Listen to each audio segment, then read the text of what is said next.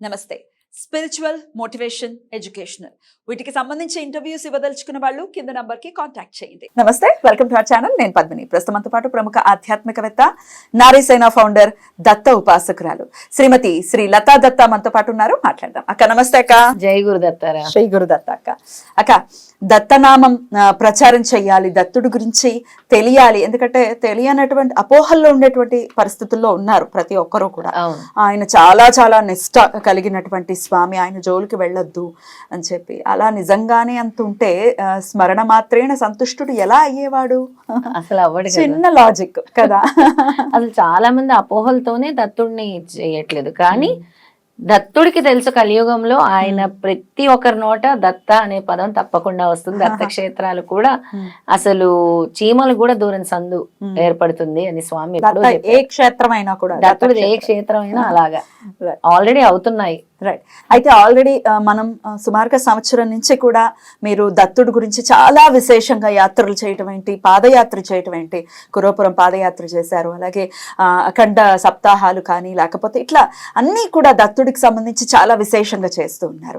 ఇంకా మీ ప్రణాళికలు ఏంటి, ఏమేం చేయబోతున్నారు అక్క? అయితే దీనికంటే ముందు పద్మిని ఊరూరా దత్త ప్రచారం చేద్దామని నా సంకల్పం. ఎందుకంటే ప్రతి ఒక్కరికి నేను ఎప్పుడు చెప్తుంటాను, నేను దత్తుడు పిఆర్ఓ చేయాల్సింది ఏంటి, దత్తుడి నామాన్ని తీసుకెళ్ళాలి. నాకు అన్ని చోట్ల ఎదురయ్యే ఒక ప్రశ్న ఉంది. ఏంటి అంటే, అమ్మ మా గురువుని తెలుసుకోవటం ఎలా, మా గురువు ఎవరు అని మేము ఎలా తెలుసుకోవాలి? తెలియదు. ప్రతి చోట కూడా మాకు తెలియదు. ఇప్పుడు మీరున్నారు, మా గురువుగా మాకు లభించారు, ఇది మా అదృష్టం. కానీ మీరే మా గురువు అని తెలుసుకోవటం ఎలా, లేదా ఇంకెవరైనా మా గురువు అని తెలుసుకోవటం ఎలా అని చాలా మందికి ఈ ప్రశ్న చాలా ఉత్పన్నమవుతుంది. గురువు అంటే ఎక్కడో సులభంగా దొరికేది కాదు, మార్కెట్లో కొనుక్కునేది కాదు, ఇంటర్నెట్ లో దొరుకునేది కూడా కాదు. డబ్బులు ఇచ్చేస్తే వాళ్ళు గురువులు అయిపోరు. గురువు ఎలా లభిస్తాడు మీకు అని అంటే, అది వెతుకుతూ వెతుకుతూ వెతుకుతూ ఉంటే ఎప్పుడైతే మీ గురువుని మీరు చేరుకుంటారో అప్పుడు మీ మనసుకి ఒక ప్రశాంతత అన్నది లభిస్తుంది, ఒక పీస్ అనేది మొదలవుతుంది అనమాట. అప్పటి వరకు మీకు అంతా చంచలమే. నా గురువు ఎవరు, నేను ఏ పాత్రలో వెళ్ళాలి, లేదా ఇదొకటి అంటే గురువుని చేరుకునే విధానాలు చెప్తున్నాను. ఇది ఫస్ట్ విధానం. ఎప్పుడైతే మీ గురువు లభిస్తాడో అప్పుడు మీకు ఎక్కడ లేని ప్రశాంతత లభిస్తుంది. తర్వాత ఎప్పుడైతే మీరు దత్తుడిని, భగవంతుడిని అడిగి ఆయన నామస్మరణ చేస్తారు, నా గురువు మీరే చూపించాలి, నేను ఈ సంకల్పంతో ఈ అఖండ సప్తాహ పారాయణం చేస్తున్నాను, లేదా ఈ వారం రోజులు పారాయణం చేస్తున్నాను, ఆ తర్వాత మీరు నా గురువుని చూపించాలి అనుకుంటే కూడా చాలా సందర్భాల్లో గురువుని చూపించారు. ఇంకొకటి, ఎప్పుడైతే ఏమీ తెలియదు, నాకు ఒక గురువు కావాలి, నా జీవితానికి గమ్యం లేదు, ఆ గురువుని నువ్వు చూపించాలి అంటే వెతుకుతూ, అంటే నువ్వు ఎప్పుడైనా క్షేత్రాలకు వెళ్ళినప్పుడు లేదా ఇంకెక్కడికైనా అంటే అనుకోని స్పిరిచువల్ యాక్టివిటీస్కి వెళ్ళినప్పుడు అనుకోకుండా తారసపడే గురువులు కూడా అక్కడ నీకు లభించినప్పుడు ఈయనే నా గురువు అని నీ మనసుకు అనిపించినప్పుడు కూడా నీ గురువు అవ్వచ్చు. మళ్ళీ దాన్ని టెస్ట్ చేసుకునే వాళ్ళు కూడా ఉంటారు. అయితే దీనికి చిన్న ఉదాహరణ ఉంది పద్మిని. రామకృష్ణ పరమహంస ఉండేవారు కదా, ఆయన కలకత్తాలో ఉండేవారు, కోల్కత్తాలో. ఆయన ఎప్పుడు కూడా చేతిలో ఒక ల్యాంటర్న్ పట్టుకుని వీధుల్లో తిరుగుతూనే ఉండేవారు, పగటిపూట కూడా. అవునా? రాత్రిపూట కాదు, పగటిపూట కూడా ఒక ల్యాంటర్న్, అందమైన ల్యాంటర్న్ అంటే మనం ఆకాశంలో వదిలేస్తాం చూడు దీపాలు, అలాంటిది పట్టుకొని తిరిగేవారు. అందరు అడిగేవారట ఆయన్ని, పగటిపూట ఇంత వెలుగు ఉంటే ఈ దీపం పెట్టుకుని ఎవరి కోసం వెతుకుతాను? నేను వెతుకుతున్నది మీ ఎవరికి తెలియదు, అది దొరికిన రోజు నేను చెప్తాను అని. అలా వెతుకుతూ వెతుకుతూ వెతుకుతూ ఒకరోజు ఆయనకి స్వామి వివేకానంద కలిశారట. ఆయన కలవగానే ల్యాంటర్ని ఆకాశానికి వదిలేశారు. ఏంటి నన్ను కలవగానే ఇది వదిలేస్తున్నావంటే, నాకు కావాల్సింది నాకు లభించింది, ఇంతకాలంగా నేను ఎదురు చూస్తున్నది నాకు లభించింది అంటే ఆయన గురువుగా ఈయనకు లభించారని ఆయన చెప్పటం అనమాట. అని ఆ రోజు అది వదిలేస్తారనమాట. అంటే అప్పటి వరకు కూడా నీ మనసు నీ గురువు వచ్చే వరకు కూడా ఈయనే నీ గురువు అనే సంకేతాలు కూడా ఇస్తుంది. అందుకే నేను ఈ ఎగ్జాంపుల్ చెప్పాను. అంటే అప్పుడు ఆయన మనసుకి సంకేతం వచ్చింది, ఈయన నా గురువు అని. అప్పుడు అందుకే ఆయన దాన్ని వదిలేశాడు. ఇంకా నాకు వెలుగు, ఈయనే నా వెలుగు, నా జీవితానికి అంధకారాన్ని తొలగించాడు, ఈయనే నా గురువు అని. అప్పుడు ఆయన అది ఆకాశంలోకి వదిలేశాడు.